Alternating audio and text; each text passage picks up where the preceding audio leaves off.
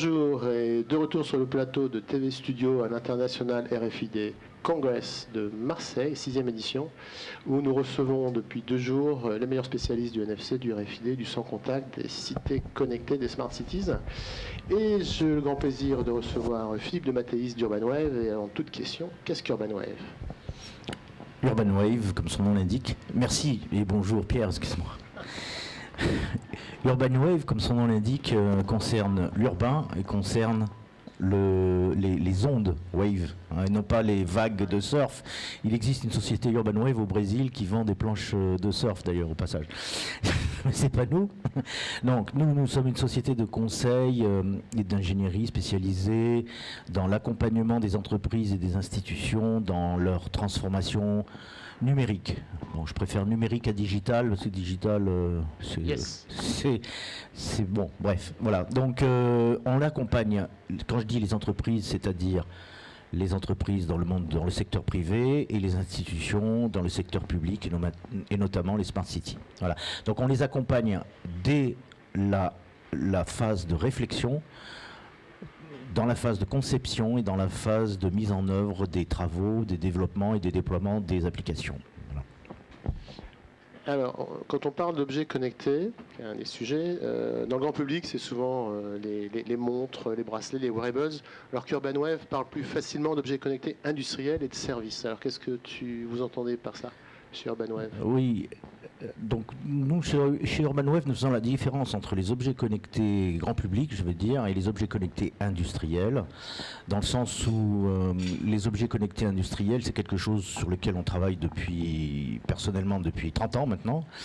Je sais que on n'appelait pas ça ni les objets connectés ni le IoT, mais on appelait ça la traçabilité, l'identification automatique, que ce soit par code barre, par RFID ou par d'autres technologies d'ailleurs.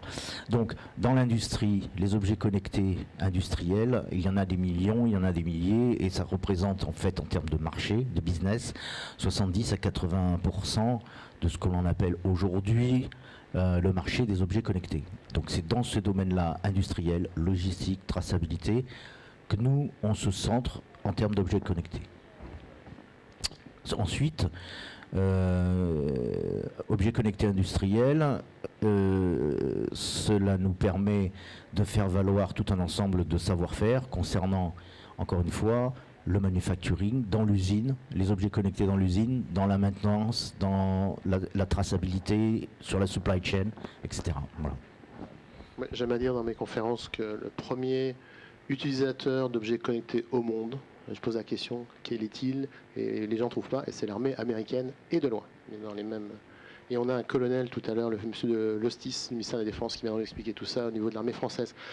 Donc tu as commencé à aborder le sujet, industrie intelligente, usine du futur, industrie 4.0, les Allemands, les Anglais sont beaucoup plus dans ces domaines-là. Que recouvrent ces termes pour toi, pour Urban Wave ? Mais alors, la première chose que j'ai dite précédemment, c'était pour dire que ça fait 30 ans qu'on fait des objets connectés industriels, plus ou moins connectés, plus ou moins facilement.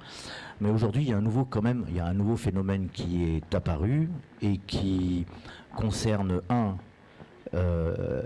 l'explosion des technologies sans fil, l'explosion de la baisse des coûts en termes de CPU, c'est-à-dire en termes d'intelligence, l'explosion de facilité à développer des programmes que moi j'appelle intelligence artificielle, mais qui peuvent être embarqués sur des tout petits objets, l'explosion des capacités de capteurs embarqués, etc. Et tout cela en corrélation avec une baisse drastique des coûts unitaires. Résultat des courses, on rentre dans un nouveau paradigme qu'on appelle aujourd'hui Internet des objets, je dirais, mais avant on appelait ça M2M, on appelait ça...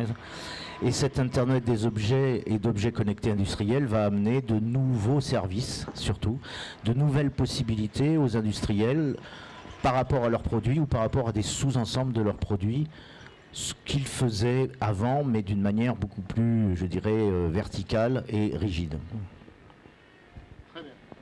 Très bien, merci Philippe. On va passer aux questions un peu différentes de celles des précédentes, c'est les caractéristiques d'un objet connecté. Et l'objet connecté, on va en trouver dans l'industrie, et puis ce sera la question après sur la Smart City. Donc, c'est quoi un objet connecté dans l'industrie et dans la Smart City? Quelles sont les caractéristiques?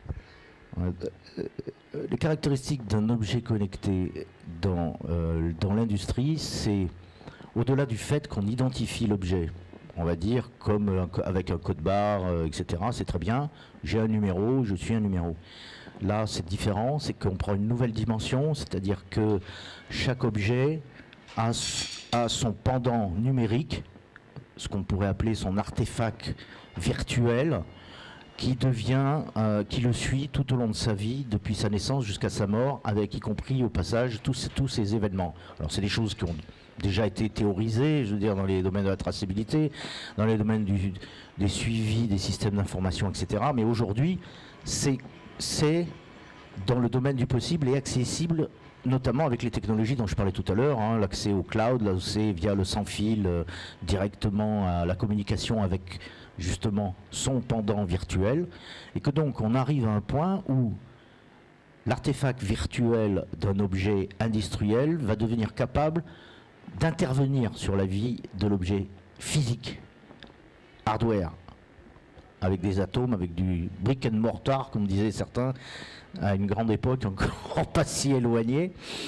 En d'autres termes, c'est-à-dire que l'artefact virtuel va pouvoir intervenir par exemple sur une chaîne de production pour que l'objet s'interface avec d'autres robots ou d'autres systèmes dans la chaîne de production, dans le processus, ou bien dans la traçabilité, ou bien dans la logistique. Donc l'objet connecté là devient vraiment connecté avec son pendant ou son avatar virtuel.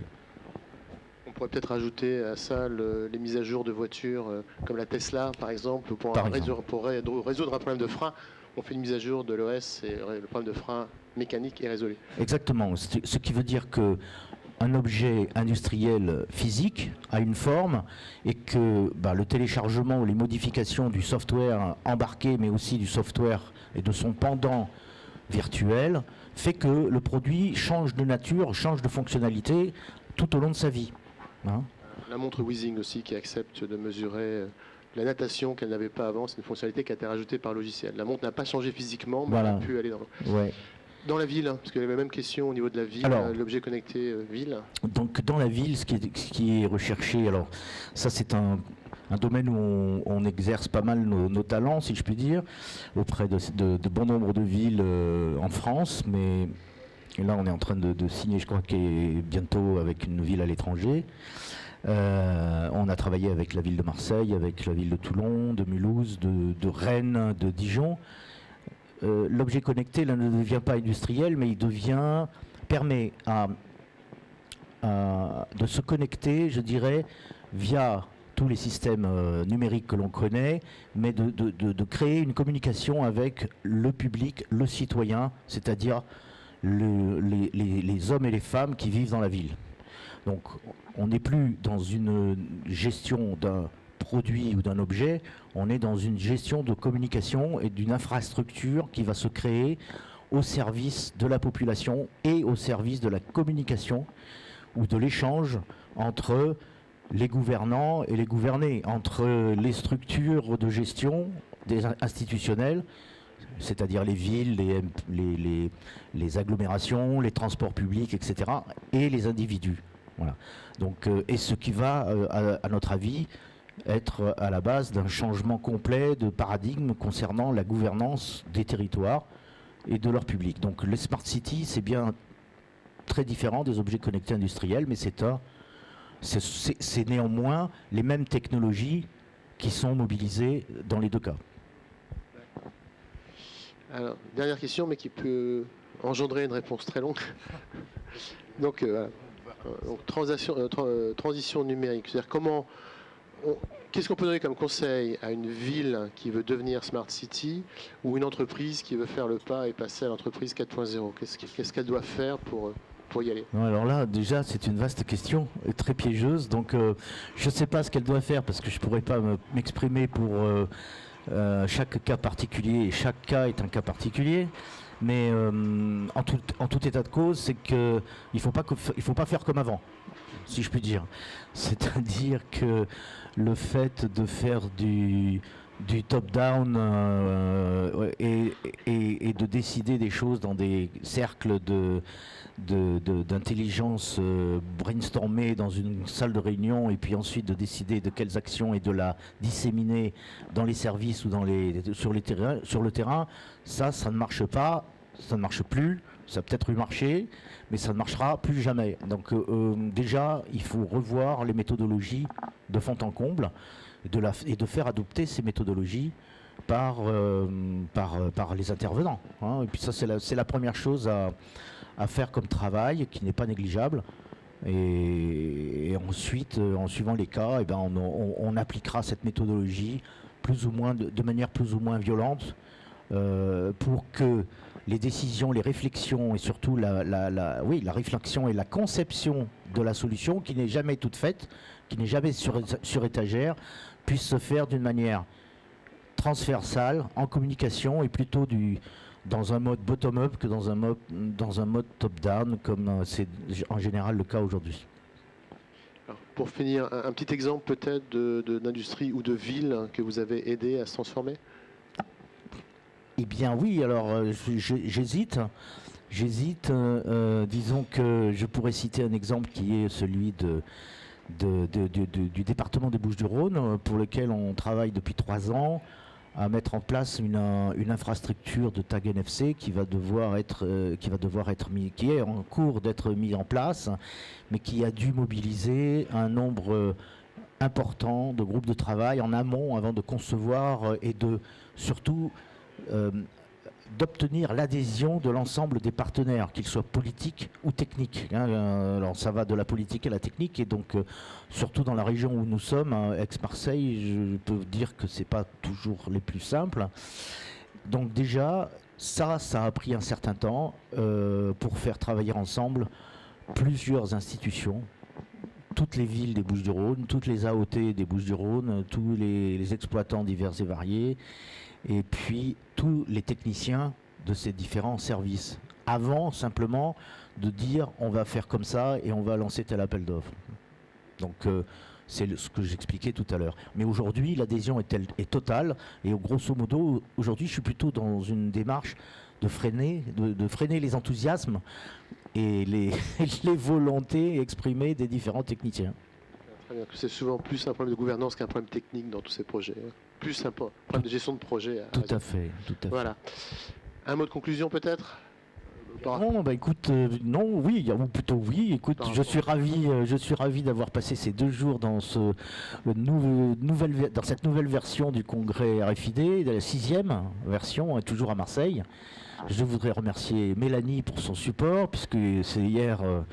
J'ai eu une journée un peu chaude, mais bon, j'espère que l'année prochaine, nous aurons un autre mode de fonctionnement. Voilà. Et puis, je tiens à remercier Pierre qui est venu nous filer un bon coup de main, je pense, j'en suis sûr, et j'espère qu'on aura l'occasion de rééchanger sur ces thèmes très prochainement. Voilà.